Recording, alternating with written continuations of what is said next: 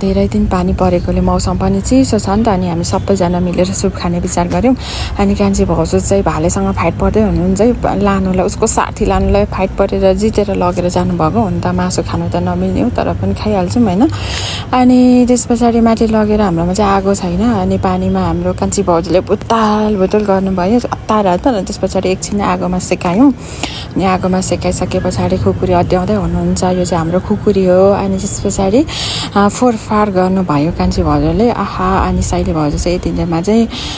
खाना सब्जी बनाउँदै हुनुहुन्छ हाम्रोमा चाहिँ हरेक खालको बनाउनु पर्छ के किनभने कोही मासु खानेछौं कोही नखानेछौं बाउ आमालाई छुट्टै बनाउनु पर्छ अनि साइली भाउजू हेर्दै हुनुहुन्छ देउरानीले मासु काटेको हैन अनि त्यसपछि यतिन्जेलमा चाहिँ साइली भाउजूले यता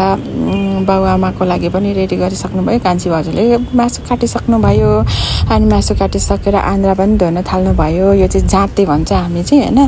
अनि मासु पकाइ पनि सक्नु भयो आन्द्रा धुइन्छ सकिन्जेलमा साइली भाउजूले अनि दुईजना चाहिँ ठानी देउरानी भएपछि भइहाल्छ यो चाहिँ बाउको लागि माछा हो बाउले खानुहुन्न यो चाहिँ मम्मीको लागि र नानीको लागि खाना हो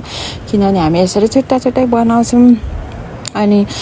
यतिन्जेलमा मैले चाहिँ फ्रिज पनि हेरेँ फ्रिज खोलेर हेरेको आमामा सामान त कति धेरै अनि बाउ र आमालाई चाहिँ हामीले अघि दिइसकेको हुन्छौं साइली भाउजू नुन चाख्दै हुनुहुन्छ आहा टक्क भयो भनेर अब पस्किन थाल्नु भयो अनि हामी सबैजना बसेर खान थाल्यौं किनभने आज पाहुना पनि आउनु भएको छ हाम्रो भाउजूको बहिनी हाम्रो चाहिँ सुल्टिनी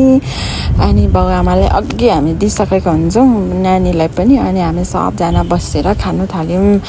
अनि कप्पा कप क्या तातो सुप जाडोमा आहा क्या मिठो भन्दै हुनुहुन्छ अनि खाइसकेपछि यो चाहिँ हर्दीहरु